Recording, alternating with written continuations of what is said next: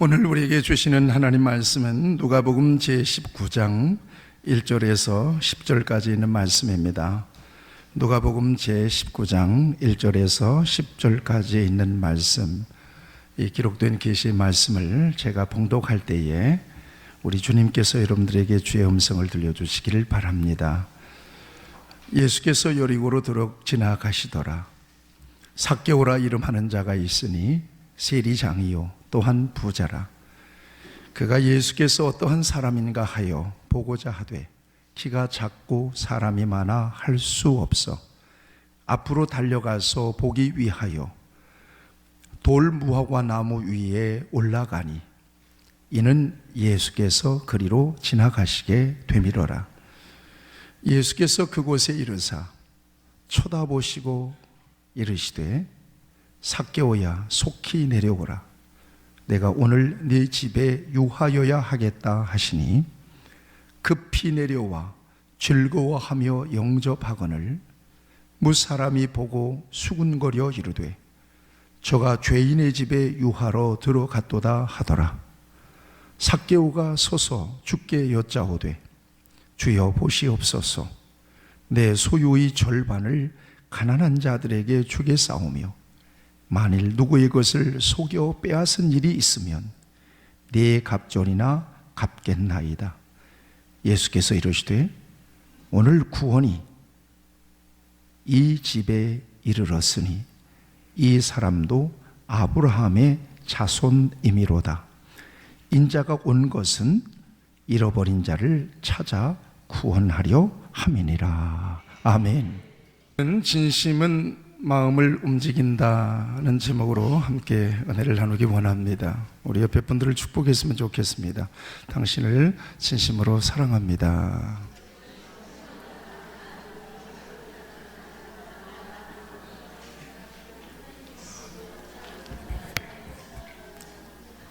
(2차) 세계대전 때 독일이 폴란드를 공격하게 되죠.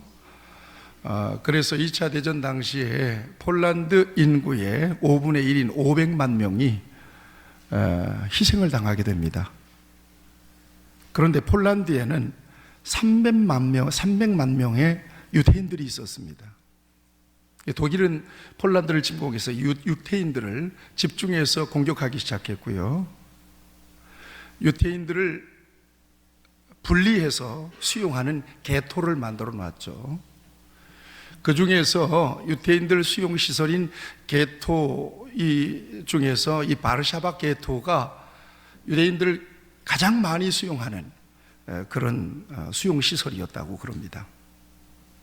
그런데 독일은 바르샤바 게토 유대인 수용시설 안에 있는 교회 예배당 하나만 놔놓고 완전히 다 부숴버리고 말았고요. 그 안에 있던 모든 유대인들 약 30만 명을 학살해버리고 말아요. 그러니까 폴란드가 독일에 대해서 엄청난 좋지 않은 감정을 가질 수밖에 없었습니다. 그런데 놀라운 화해의 역사가 시작이 되죠. 독일의 빌리 브란트라고 하는 총리가 폴란드 바르샤바를 방문하게 됩니다. 그리고 유대인들이 가장 많이 희생된 이 바르샤바 게토, 유대인들의 희생 기념탑 앞에, 기념비 앞에 헌화를 하게 됩니다. 사람들은 이제 빌리 브란트 총리가 거기에서 무엇인가 위로의 말을 전하고 연설을 할 줄을 생각했는데 비는 부슬부슬 내리는데 갑자기 그 헌화 앞에 무릎을 탁 꿇습니다. 독일의 총리가. 그리고 두 손을 가지런히 모읍니다. 진심으로 폴란드 국민들을 희생시킨 독일의 전쟁 범죄에 대해서 참여하는 모습을 보여주고, 이 장면과 이 사진은 전 세계적으로 급히 타전돼서 세계적인 뉴스가 되게 됩니다. 물론 폴란드 국민들의 마음을 움직입니다. 빌리 브란트의 진심을 폴란드 국민들이 받아주게 된 거예요. 그때부터 폴란드와 독일이 급속도로 관계가 회복이 돼요. 그리고 그 해에 이 빌리 브란트 총리는 노벨 평화상을 받게 됩니다. 그 누군가에게 진심으로 다가가면, 진심을 보여주면 아무리 악한 사람이라 할지라도 그 마음의 빗장을 풀게 되어 있습니다. 그리고 완고하고 굳은 마음의 여백을 만들고 그 누구든지 받아들일 준비를 하게 되죠. 이 사건을 통해서 폴란드의 어느 부인이 독일인 친구에게 전화를 한 내용이 신문에 보도가 됐습니다. 울먹이면서 이렇게 전화를 했다는 거예요. 이제 진정으로 당신과 나, 우리나라와 당신은 친구가 될 수 있다. 그러면서 울먹이더라는 것입니다. 진심이 전달될 때 완고함이 풀리고 닫혀졌던 마음이 열리는 신비한 능력을 경험하게 된다는 중요한 사건입니다. 오늘 우리가 너무나도 익숙한 삭개오 이야기를 지금 읽었습니다. 삭개오의 이야기, 어릴 때부터 들었던 이야기, 난쟁이 삭개오로 기억된 이야기, 뽕나무로 올라갔던 삭개오의 이야기, 귀가 못이 박히고 닳도록, 이 이야기는 너무나 잘 알고 있습니다. 물론 중요한 것은 예수를 전혀 모르던 상처받은 한 영혼이 예수님을 만나서 구원받았고, 구원 이후에 그는 전혀 다른 사람으로 바뀌었다, 변화되었다. 이것이 이 삭개오 이야기의 핵심이에요. 그러나 저는 진실한 마음, 진심의 마음은 어떤 놀라운 역사와 어떤 한 인간의 변화를 만들어내는지를 이 이야기를 중심으로 해서 중점적으로 좀 여러분들과 함께 살피고 나눌 수 있게 되기를 바랍니다. 오늘 본문을 통해서 삭개오가 이런 사람이다라고 증거되는데, 삭개오에 대한 소개는 세 가지로 요약돼요. 하나는 여리고의 세리장이었다는 거예요. 세리장이라고 하는 것은 당시 로마의 정권 아래서 로마에 의해서 임명되어서 자신의 동족들의 세금을 거둬들이고, 그리고 로마의 나라에 상납하는 일을 하는 사람이죠. 물론 거둬들인 세금의 일부는 자기가 착복합니다. 그러니까 동족들에게는 원수 같은 사람, 매국노 같은 사람, 나쁜 사람이에요. 여러분, 저도 가끔 편지를 보잖아요. 우체통을 검사해 보는데 이번에도 왔더라고요. 세무서에서 우편함에 뭔가 오잖아요. 그러면 어때요, 여러분들? 얼른 뜨끔하고 뜯어보죠. 저한테도 세무서에서 통지가 왔어요. 그런데 목회자 월급 받으면 신고하세요라는 다행스러운 편지였어요. 그래서 제가 혹시나 해서 세무서를 갔거든요. 나 이거 왔는데 어떻게 해야 돼? 그랬더니 월급 안 받으면 안 해도 돼요 그러더라고요. 그래서 안 하고 왔어요. 그러니까 전방위적으로 이 세무서장은 동족이지만 유대인들을 압박할 수 있습니다. 세금을 어쩌면 웃돈을 얹어서 더 거둘 수도 있고, 아니면 느슨하게 해줄 수도 있죠. 적어도 세리장이 가지고 있는 엄청난 권세예요. 그 다음에 성경에 보면 그에 대한 소개가 또 하나 나옵니다. 그는 부자였다는 거예요. 당연한 이야기예요. 돈을 만지는 사람이고 세금을 걷는 사람이니까 당연하게 부자일 수밖에 없을 겁니다. 또 하나 그에 대한 증거는 키가 작고 왜소한 사람이었다는 것입니다. 이건 그에게 있어서 아마도 어릴 때부터 엄청난 핸디캡이 되었을 것입니다. 우리가 어릴 때부터 삭개오를 얘기할 때는 난쟁이 삭개오라고 했잖아요. 여러분 어릴 때부터 그 누군가에 의해서 이렇게 비난을 받고 놀림감이 되는 것은 굉장한 상처가 돼요. 이것은 내면 속에 깊이 쌓여서 겉으로는 잘 안 드러나는데 어른이 나이를 먹고 어른이 되어도 그 상처는 없어지지 않아요. 그래서 어릴 때 어떤 사람, 어떤 환경에서 자랐는가, 이것은 굉장히 중요합니다. 이것은 어른이 되어도 어릴 때 받았던 상처는 없어지지가 않는 거예요. 치유가 안 되는 거죠. 그러니까 어른이 돼도 마음은 성인 아이가 돼 있는 거죠. 삭개오가 그런 꼴이에요. 게다가 여리고 세리장이었기 때문에 동족들에 의해서, 자기 민족에 의해서 엄청난 배타적인 그런 멸시를 받았던 사람이에요. 유대인들이 크게 죄인으로 여기는 사람이 두 사람이 있습니다. 하나는 창녀예요. 이 사람은 육신적으로 타락한 대표적인 죄인이에요. 창녀들을 대표적인 육신적인 죄인으로 취급했어요. 또 하나는 도덕적인 죄인이에요. 이 도덕적인 죄의 대표적인 주자가 바로 세리입니다. 그러니까 유대인들 입장에서는 이 세리는 죄인 중에 죄인, 원수예요. 우리가 일제 36년을 지났잖아요. 일본 사람들도 굉장히 상처가 우리가 많지만 더 기분 나쁘고 안타까운 것은 저 사람들에게 빌붙어서 자기의 동족들을 괴롭힌 소위 매국노들이에요. 삭개오가 매국노 취급을 받았던 거죠. 유대인들에게 있어서.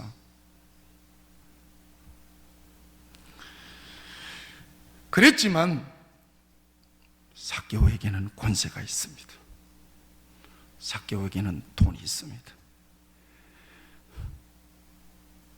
욕할 때면 욕해라. 그래도 나는 너희들보다 돈 많이 갖고 있고 너희들보다 권세가 있다.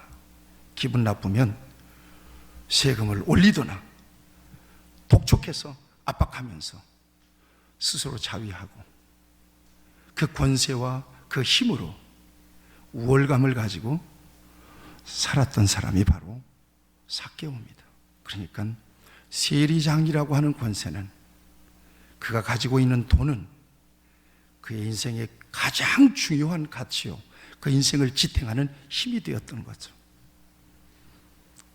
그렇지만 그것으로서 마음의 소외, 그 상처, 정서적인 상처와 또한 멸시와 천대를 이겨낼 수는 없었을 것이고, 나아가서 영적인 소외를 극복할 수는 없었을 것입니다.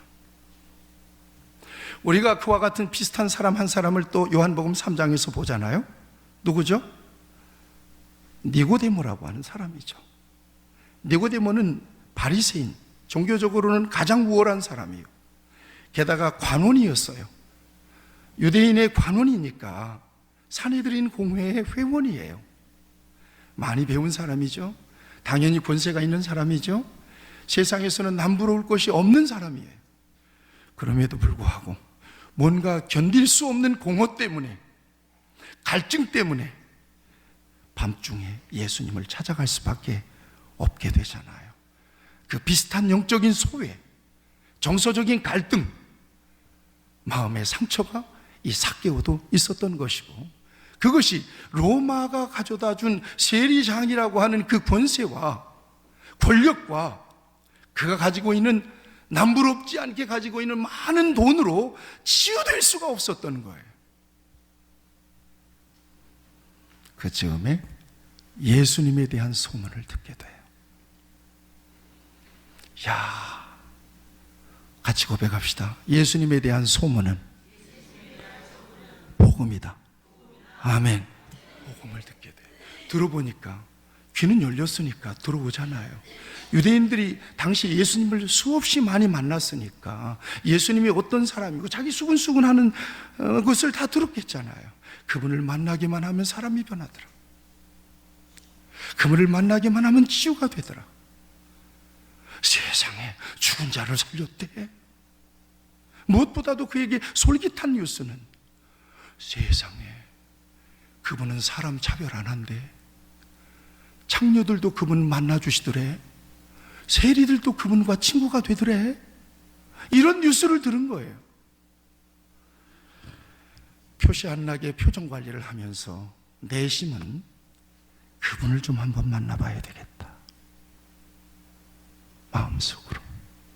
이 마음이 여러분 안에도 있기를 축복합니다. 그분을 좀 한번 만나봐야 되겠다. 창지에게도 가까이 해주시고 사랑을 주시고 뭐라고? 세리들하고도 친구를 지낸다고? 와, 그 대단한 분이 세리들도 만나준다는 얘기야? 그분 한번 만나봐야 되겠다. 내심으로 예수님을 기다리던 차에 여리고로 지나가신다는 소식을 듣게 되고 아마도 예수님이 당도하기만 기다리고 있다가 웅성웅성 사람들이 웅성거리는 소리와 함께 예수님이 여리고로 지나가시는 그 순간에 그는 세무장으로서 자리를 박차고 예수님을 보고 싶은 마음에 뛰쳐나갑니다. 사람들이 너무 많은 거예요. 그는 키가 크다고요, 작다고요? 키가 너무 작아요. 외수에서 도대체 사람들 틈바구니에서 예수님이 어떤 분인지, 예수님이 누군지 분간을 할 수도 없는 거예요. 그 정도 되면 세리장의 체면도 있고 유대인들에 의해서 별로 좋게 보이지도 않고 자존심도 상하고 그러니까 접고 다시 사무실로 들어갔을 법한데 예수님을 만나고자 하는 그 열망은 진심이었던 거예요. 표시내지 않았지만 진심이었던 거예요.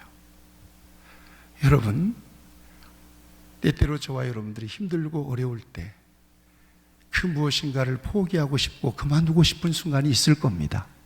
그때 한 걸음 더 나아가 보시기를 축복합니다. 주저앉고 싶을 때, 흔들릴 때, 그때 그 순간을 좀 넘겨보시기를 바랍니다. 여러분, 베드로가 밤이 맞도록 수고를 하였지만 고기 한 마리도 못 잡았어요. 그런데 우리 예수님이 그물을 거두고 있는 베드로에게 어떻게 그래요? 더 깊은 곳에 가서 그물을 내리라고 그래요. 그 말씀에 순종해서 더 깊은 곳으로, 더 깊은 곳으로 자기의 마음을 이기고 육신의 피로도 눌러내고 그리고 나갔더니 어떤 일이 벌어졌어요? 엄청난 고기를 잡잖아요. 나는 이 대목에서 여러분들에게 격려해드리고 권면해드리고 싶어요. 신앙생활 단거리 경주가 아니에요. 죽을 때까지 신앙생활 하는 거예요. 교회 생활도 단거리 경기가 아니에요. 죽을 때까지 교회 생활 하는 거예요. 불완전한 사람들이 이 공동체에 모여 있어요. 나와 다 다른 사람들이에요. 부딪힐 수도 있고 정서적으로 맞지 않을 수도 있어요. 오직 한 가지 공통분모는 예수를 믿는다는 거예요. 천국을 바라본다는 거예요. 크고 작은 여러 가지 정서적인 갈등과 아픔이 있을 수도 있지만 견디기 어려울 정도로 힘든 순간이 올 수도 있겠지만 그 순간을 이겨내시기를 축복합니다. 결국은 좋은 일이 있을 거예요. 삭개오는 포기하지 않았어요. 도저히 예수님께 갈 수가 없으니까 예수님을 만나보고 싶은 열망에 두리번거리는데 마치 앞에 돌무화과 나무가 있는 거예요. 여러분, 뽕나무를 우리의 개념으로 생각하면 안 돼요. 우리 어릴 때 오디 많이 먹었잖아요. 이렇게 닿으면 어디를 딸 수 있는 나무, 거기에 무슨 사람이 올라가나요? 그런 개념으로 생각하면 안 돼요. 팔레스틴, 이스라엘 지역의 뽕나무는 굉장히 큽니다. 나무가. 거기에 사람들이 올라갈 수 있을 정도로 큰 나무예요. 이 나무에 세리장 삭개오가 기어 올라가기 시작합니다. 그리고는 예수님이 오실 만한 지나갈 만한 그 자리에, 뽕나무에 미리 잡고 올라가서 예수님을 기다리고 있는 거예요. 상상력을 동원해 보세요. 이게 얼마나 아주 코믹한 순간입니까? 난쟁이 키가 작은 사람이에요. 세리장이라고 하는 사람이 체면도 무시한 채, 자존심도 내려놓은 채, 오로지 하나, 예수님을 만나고자 하는 열망 때문에 지금 나무에 올라가 있는 거예요. 그리고 예수님 오기만을 기다리고 있는 거예요. 이제 예수님이 당도하셨어요. 그런데 놀라운 일이 벌어져요. 이것은 한 번도 기대하지 않았어요. 단지 예수님을 한번 보는 것으로서 삭개오는 아마도 큰 위안과 만족을 얻었을 것입니다. 그런데 이게 웬일이에요? 수많은 군중들과 함께 예수님께서 걸어가시다가 삭개오가 올라간 뽕나무를 위로 바라보시더니 삭개오를 향하여 걸어오시는 거예요.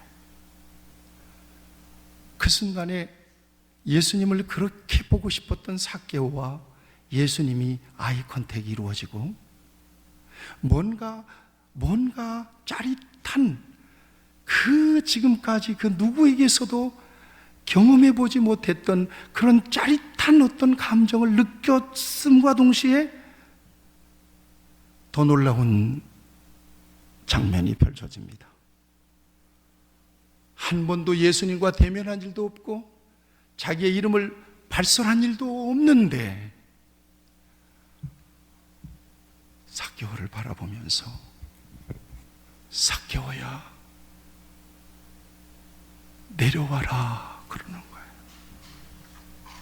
자기의 이름을 아시고 자기 이름을 불러주는 거예요.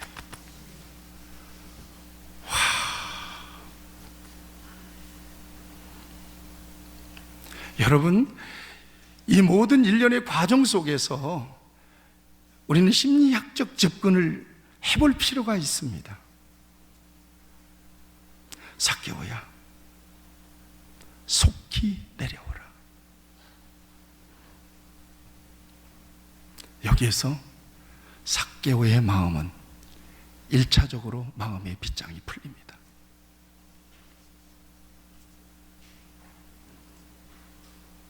그 누군가에게서 이제껏 받아보지 못했던 눈길을 받거나 이제껏 받아보지 못한 특별한 감정을 느끼게 되는 순간 그의 마음의 빗장은 턱 풀린 거예요. 그런데 한 걸음 더 나아가서 내가 오늘 너의 집에 머물러야 되겠다 이러는 거예요. 상상할 수도 없는 일이 일어났어요. 기대하지 않았던 일이 일어났어요. 그런데 우리가 여기까지만 보면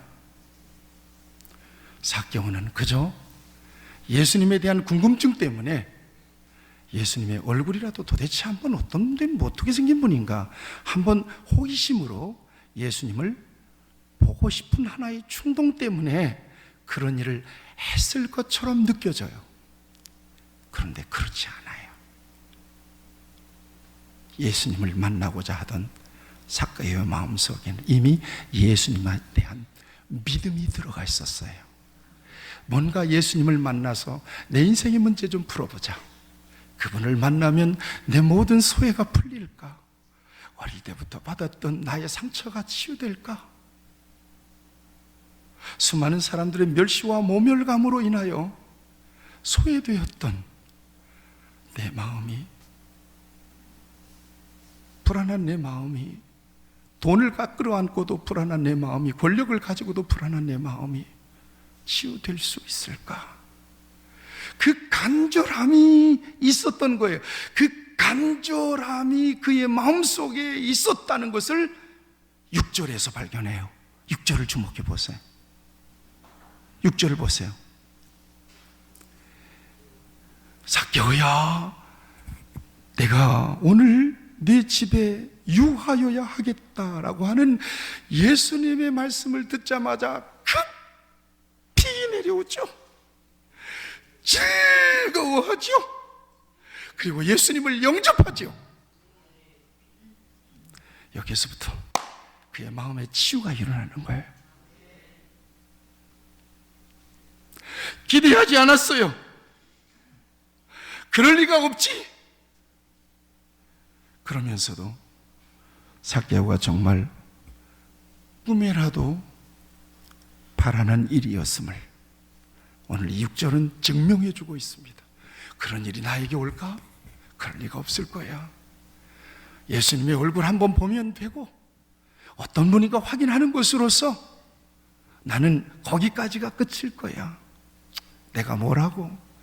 낮아질 대로 낮아진 자존감이 감히 예수님을 자기의 집에 모실 거라고 하는 것은 상상도 못한 일이 지금 일어난 거예요. 그러자 듣자마자 깊이 뽕나무에서 내려와서 즐거운 마음으로 예수님을 그래야죠. 가시죠. 그리고 영접하게 되는 거죠.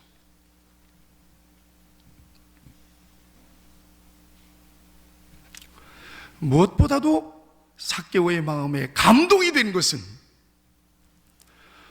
예수님께서 삭개오의 집에 들어가실 때 사람들이 예수님께 수근수근 대는 말이 있습니다. 무슨 말입니까? 유대인들은 삭개오를 뭐라고 지금 얘기하고 있어요? 죄인. 저가 죄인의 집에 들어간다. 그 수근거리시는 소리가 삭개오에게도 들리고 예수님에게는 안 들렸겠어요?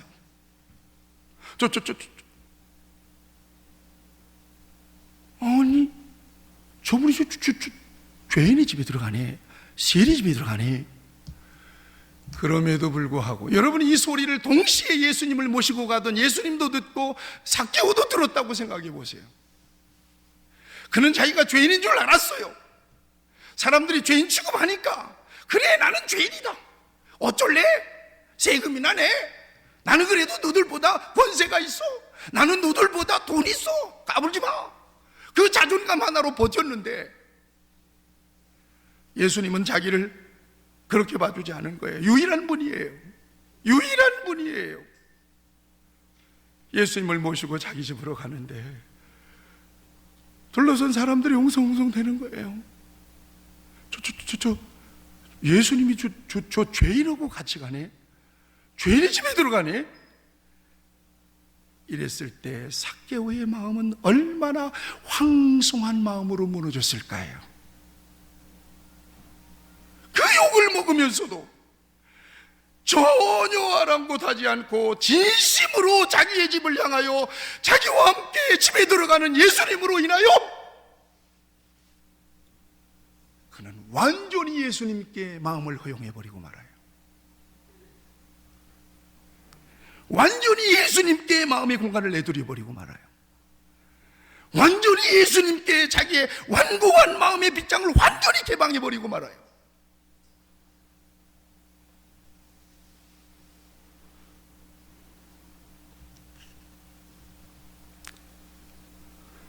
예수님만이 그의 진심을 알아주신 거예요. 유일하게 예수님만이 그의 그를 진심으로 대접해 주신 거예요.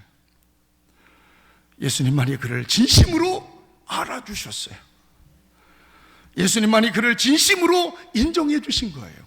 여기에서 그는 무너져 버려요. 그 후에 어떤 일이 벌어지죠? 8절을 주목해 보세요. 삭개오가 서서 주께 여짜오되 주여 보시옵소서, 내 소유의 절반을 가난한 사람들에게 주겠습니다. 만일 누구의 것을 속여 빼앗은 일이 있다면 4배로 갚아주겠습니다. 누가 그러라고 했어요? 여러분, 삭개오와 함께 예수님이 삭개오의 집에 들어가서 대접받으신 일 외에 삭개오와 맨투맨으로 대면해서 말한 적도 없고, 예수님께서 지금 이제 먹었으니까 우리 제자 훈련하자, 그래서 예수님이 천국의 복음을 가르치거나 삭개오 당신 그러면 안 돼, 조언을 해주거나 한마디도 없어요.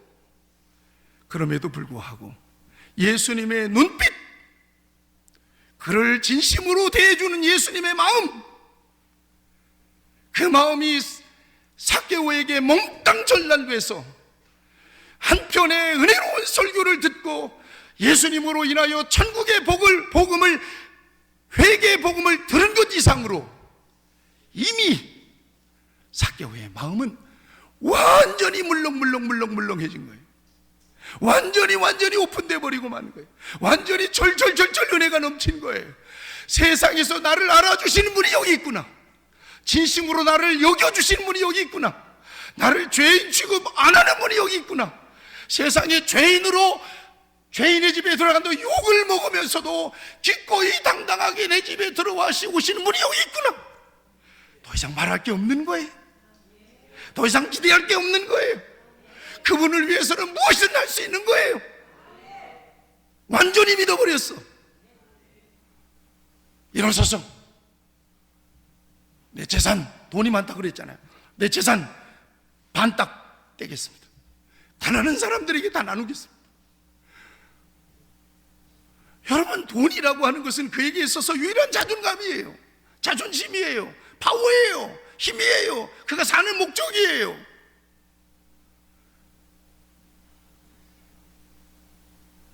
돈을 허용했다는 것은 그 인생을 허용해버렸다는 거예요. 이제는 돈 따위 필요 없어요. 더 큰 가치가 들어오니까, 더 엄청난 존중감이 들어오니까, 어마어마하게 거부할 수 없는 사랑이 들어오니까, 생명이 들어오니까 목숨처럼 여겼던 돈도 하찮은 가치로 여겨져 버리는 거예요. 허용해 버리는 거예요. 여러분, 이게 믿음이에요. 그리고 회개하잖아요. 남한테 속여 먹은 거 있다는 얘기예요. 4배로 갚아주겠습니다. 만약에 예수님이 아니면 그 누군가가 당신 그렇게 살면 안 돼, 당신 그렇게 살면 어떡해, 당신 죄인 줄 알고 있지, 당신 속여 먹고 있지, 그에게 바른 말하고 그의 모든 죄를 밝혀서 지적했더라면 그는 더 마음을 닫았을 것입니다. 까불지 마 이놈들아. 아이고 잘났네. 그런데 한마디도 없었어. 여러분 생각하세요. 이 대목에서 예수님이 과연 예수님이셨기 때문에 예수님에게서 무슨 카리스마가 팍 가지고 그를 변화시킨 걸까요? 예수님이 한마디라도 교훈을 하셨나요? 단지 그에게 정면으로 눈을 맞추고 긍휼한 마음으로 그를 바라보고 본심으로 중심으로 사랑하는 마음을 전달해주고 서슴없이 사람들이 죄인이라고 욕하는 그 집에 들어가 준 것뿐이에요. 그리고 그가 대접해 주는 거 맛있게 잡순 것뿐이에요. 이거예요. 긴 설명이 필요 없어요. 그러자 이 완고한 상처투성이 내면에 쓴뿌리가 가득 차있던, 그냥 오만과 자존심으로 똘똘 뭉쳐서 해볼 테면 해봐라, 누구들한테 나 기 안 주고, 아이고 나 죄인이라고 웃기는 소리 하지 말고 세금이나 내, 세금 안 내면 그냥 딱지 갖다 붙여버려, 나 이런 사람이야, 까불지 마, 이랬던 아주 단단한 사람이 물처럼 마음이 녹아버려. 예수님 앞에 일어나서 재산 나누겠습니다. 속여 먹었습니다. 속여 먹은 갚겠습니다.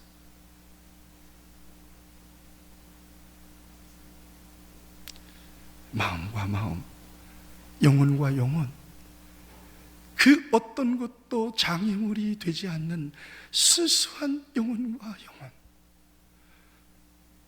이 땅에 죄인들을 불러서 구원하시고자 오신 예수님이 진정으로 죄인 취급받고 소외받고 있는 삭개오의 영혼을 진심으로 바라봐주고 그를 긍휼한 마음을 전인적으로 드러내서 대해줬을 때 그는 비로소 그의 마음이 치유가 되고 상처와 아픔이 치유가 되고 그는 비로소 전인적으로 삶이 회복될 수가 있었던 것입니다.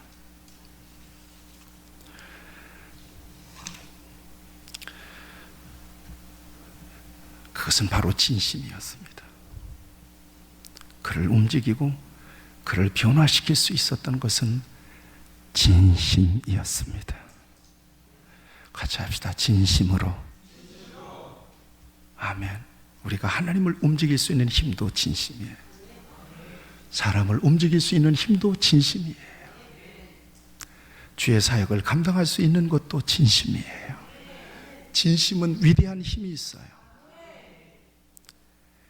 완고하고 빡빡한 사람을, 교만한 사람을 주의 백성으로 인도할 수 있는 능력도 진심이에요. 때로는 나에게 거칠게 반응하는 사람을 순한 양처럼 만들 수 있는 능력도 진심에 있어요. 진심이 전달되면 변하지 않을 사람이 없는 거예요. 중요한 것은 진심이에요. 겉이 아니에요. 흉내를 내는 것이 아니에요. 그런 척 하는 것이 아니에요. 진심이에요. 이게 들어가면 사람들은 얼음짝 같은 마음이 따뜻해지고 돌같이 굳은 마음도 양털처럼 부드러워져요. 이게 바로 우리 주님의 방법이었어요. 율법은 우리를 정죄해서 죽였어요. 그런데 우리 예수님은 당신을 희생시키면서 우리를 구원하셨죠. 언제? 우리가 아직 죄인 되었을 때. 그래서 우리의 마음이 무너진 거예요. 나를 이렇게 사랑해도 되는 겁니까? 나 같은 것도 사랑받을 자격이 있습니까? 십자가 앞에서는 이런 질문을 가지는 거잖아요. 기꺼운 마음으로 나는 주님의 것입니다. 그렇게 고백할 수 있는 것은 바로 그 예수님의 사랑과 진심이 우리에게 왔기 때문이에요.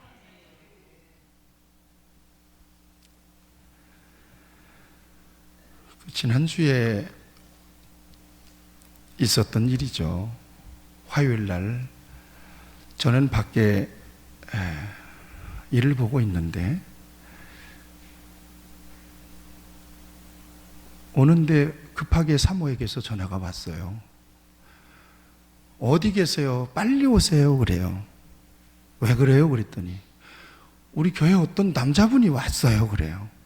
여자분들만 있는데 남자가 어떤 분이 오셨으니까 왠지 겁이 났던 모양이에요. 내 행색도 너무나 초라하고 막 이런 분인데 상황은 모르겠지만 중보기도 하고 있으니까 안에는 못 들어가고 아마 식당 들어가는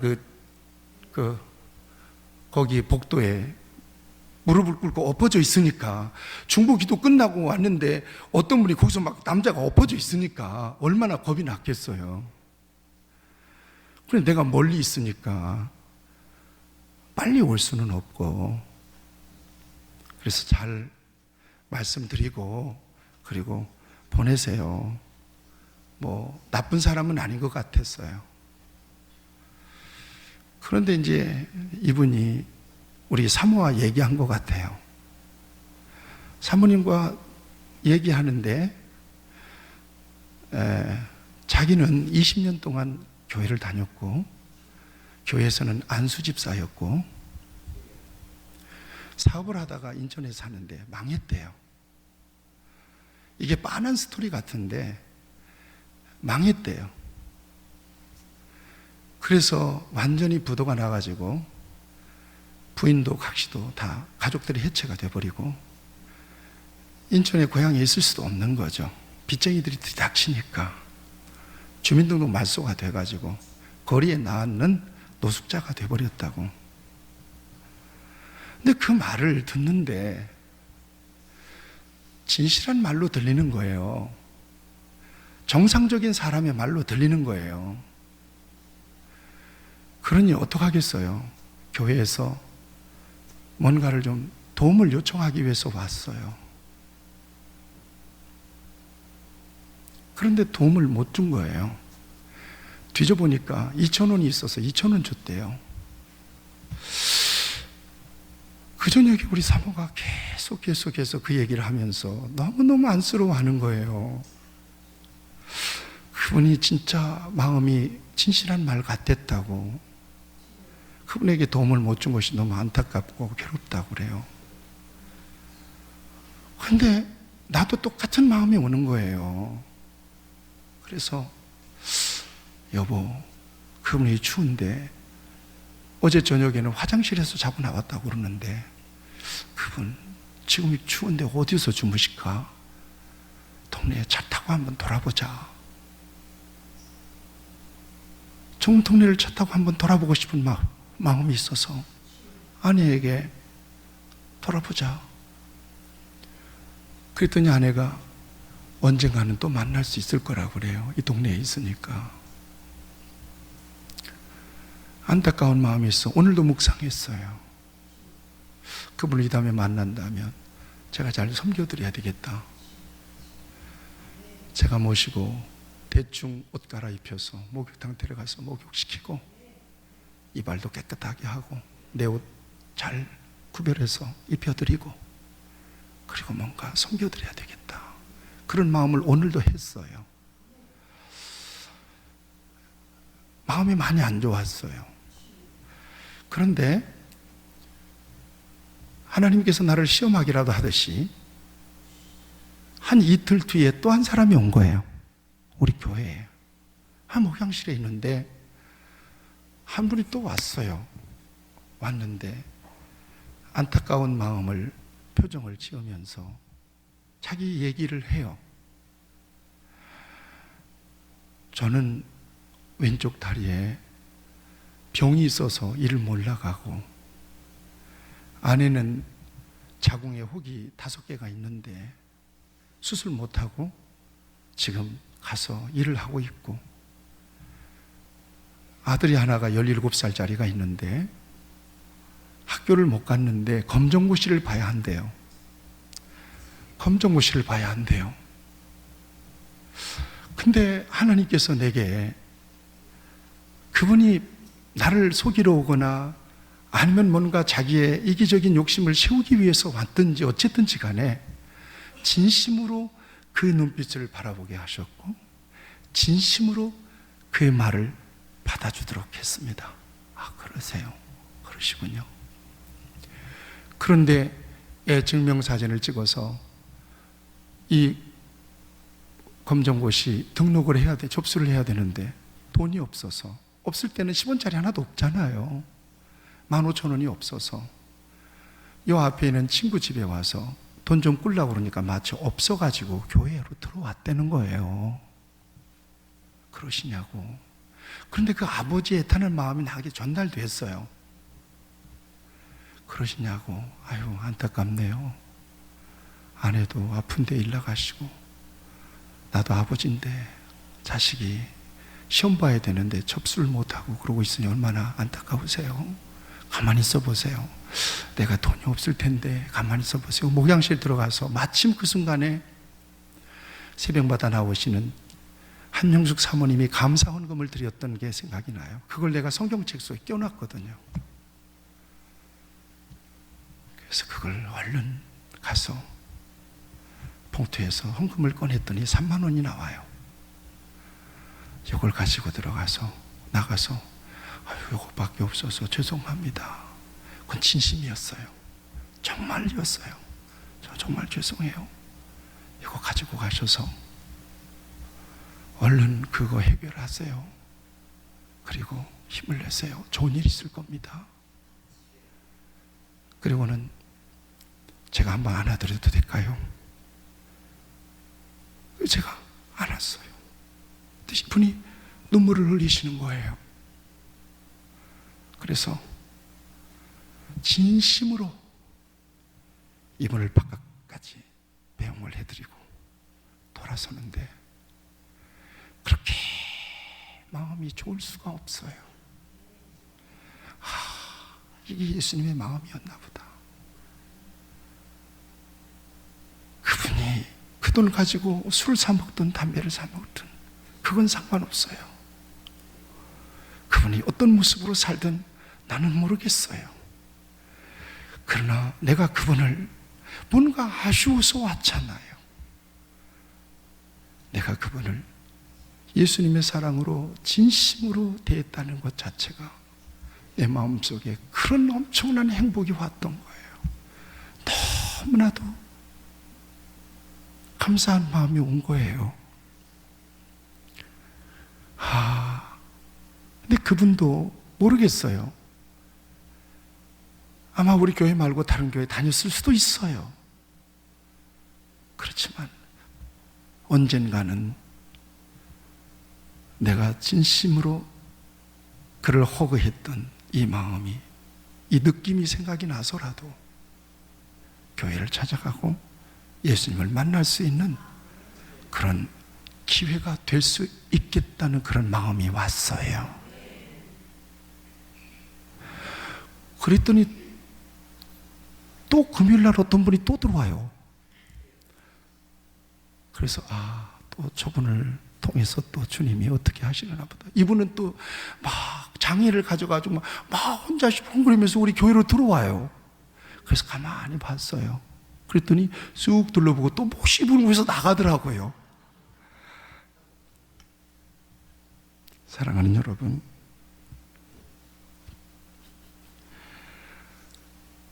사람은 변할 수 있는가? 나는 이런 생각을 해요. 사람은 과연 바뀔 수 있는가? 이것은 언제나 회의적인 마음을 갖게 하는 질문이기도 합니다. 삭개오와 같은 죄악으로 인한 소외와 상처와 원망과 불신과 증오로 오염된 인간은 과연 바뀔 수 있는가? 무엇을 먹을까, 무엇을 입을까, 무엇을 마실까, 육신의 정욕과 안목의 정욕과 이생의 자랑으로 똘똘 뭉친 인간은 과연 변화될 수 있을까? 정말 불가능할 정도로 어려운 일이지만, 그러나 저는 바뀔 수 있다는 확신을 여러분들에게 말씀드리길 원합니다. 바뀔 수 있습니다. 단 조건이 두 가지라고 생각해요. 하나는 죽다 살았든지, 그러면 사람은 바뀝니다. 또 하나는 세상에서 단 한 번도 받아보지 못한 진심을 만나고 감동을 받았든지, 그러면 사람은 바뀌게 되어 있습니다. 사람은 교훈이나 가르침으로 쉽게 바뀌지 않지만 한 번도 받아보지 못한 감동을 만나게 되면 반드시 사람은 바뀌게 되어 있습니다. 그 감동은 예수님을 만나는 감동임을 믿습니다. 예수님으로부터 용납받고 예수님으로부터 인정받고 예수님으로부터 사랑을 받으면 놀라운 치유가 일어나고 변화가 일어납니다. 저와 여러분들이 예수님을 알아서 변화된 건 아니잖아요. 말씀을 맺습니다. 그 누군가 완고한 사람이 곁에 있다면 그분에게 필요한 것은 교훈이 아닙니다. 진심입니다. 진심이 전달되는 것입니다. 그에게 필요한 것은 예수님 안에 있는, 여러분들 안에 있는 진심입니다. 진심을 만나면, 진심이 전달되면 완고한 마음의 빗장을 풀리게 되어 있습니다. 마음의 여백이 생기고, 그리로 예수님이 들어가면 그 인생은 변화되고 치유가 일어납니다.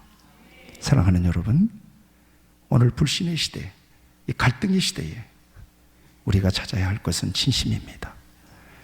완고한 불신 영혼들에게 우리가 전해줘야 될 것은 논리정연한 복음이 아니라 믿는 자로서의 진심이라고 하는 것을 믿으시기를 바랍니다. 상처와 아픔이 있는 자들에게 우리가 전해줘야 될 마음은 바로 진심입니다. 작은 예수인 여러분들을 통해서 제2, 제3의 삭개오가 나오기를 예수님의 이름으로 축원드립니다. 같이 기도하시겠습니다.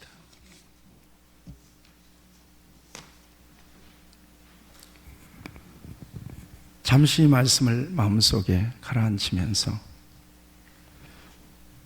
기도했으면 좋겠습니다. 언제 여러분은 진심을 만나셨습니까? 우리 교회 안에서 진심을 발견하고 계십니까? 내면의 상처와 아픔이 있어서 세상에서 소외되고 무거운 마음으로 하나님의 교회에 와서 여러분들은 어떻게 진심을 통하고 계십니까? 또 세상에서는 어떻게 여러분들이 진심을 통하고 살고 계십니까? 진심은 마음의 빗장을 여는 능력입니다. 진심으로. 진심은 딱딱하게 굳어버린 완고한 마음을 부드럽게 만드는 능력입니다. 그건 진심입니다.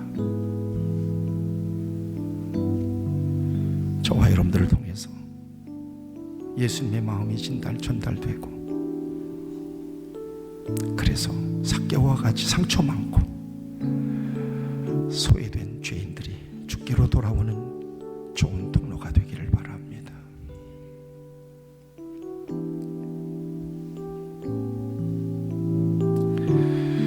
하나님 아버지, 오늘 삭개오의 구원 사건을 통해서 진심의 능력, 예수님의 사랑의 능력이 얼마나 위대한지를 말씀을 통해서 들었습니다.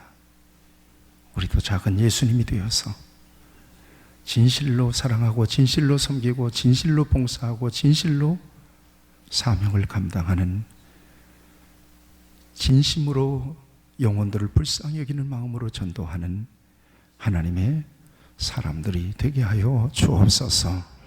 예수님의 이름으로 기도하옵나이다. 아멘.